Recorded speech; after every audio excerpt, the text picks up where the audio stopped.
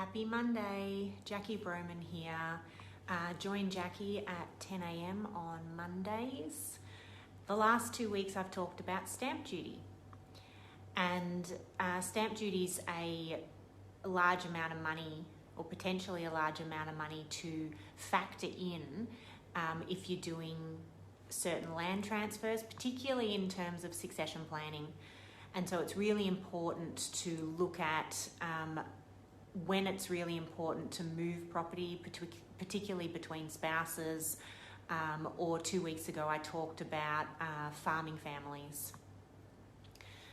Today I'm talking about first homeowners. So this is not really from a succession perspective, but it's important to remember because a lot of people get caught up with the first homeowner grant, but the stamp duty concessions are actually potentially more valuable.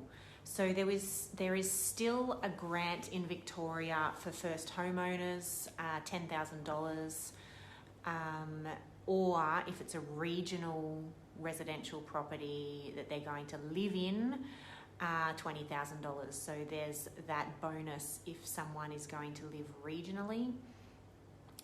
It's also not available on properties of a certain value, so you get penalised if you're wealthy enough to buy something expensive. And likewise there is also a stamp duty exemption or concession for first homeowners. So as I said, this is potentially worth more than your 10 grand. So you get a complete exemption from paying stamp duty on your first home purchase if it's under 600,000. And a partial, so a concession, if the property is between 600,000 and 750,000 for first homeowners. So it's trying to stimulate and make it more affordable for housing. It also rewards first homeowners looking to regional properties, looking at new or properties within a certain price range. It's not, as I said, something that would be thought about really from a succession perspective in terms of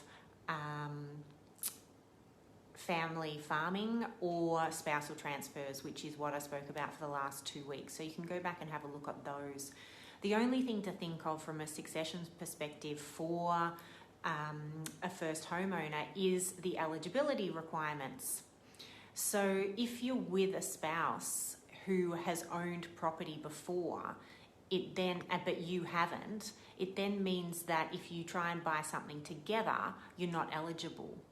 So you need to think about how you're going to structure that purchase, and whether it's honest of you to sign a document if you decide to buy it just in your name, that you do meet that eligibility requirement. So it really is for couples to get into their first home. So you do get penalised if one of the spouses has owned property before. So yes, bear that in mind. The stamp duty concession and exemption is potentially more valuable than the grant.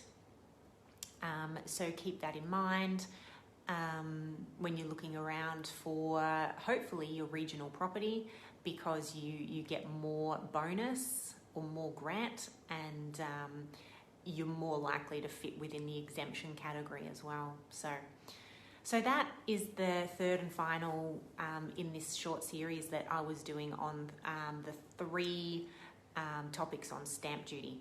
So 2 weeks ago, stamp duty concessions for family farming properties and moving those around, particularly for succession purposes. Last week, concessions on transfers of property between spouses, when it does and doesn't apply. And today, just quickly looking at the concessions and exemptions on stamp duty for first home buyers, which is slightly different again from the grant. If there are any topics that you want me to cover off, please direct message us or let us know. You can find out all our direct email addresses on our website. This video, although I've done it live, is recorded. It will be posted on the video sections on our Facebook page, just like all the other videos from every other Monday that I do. So yeah, join me next Monday at 10 o'clock. Otherwise, I hope you have a great week. Catch you then.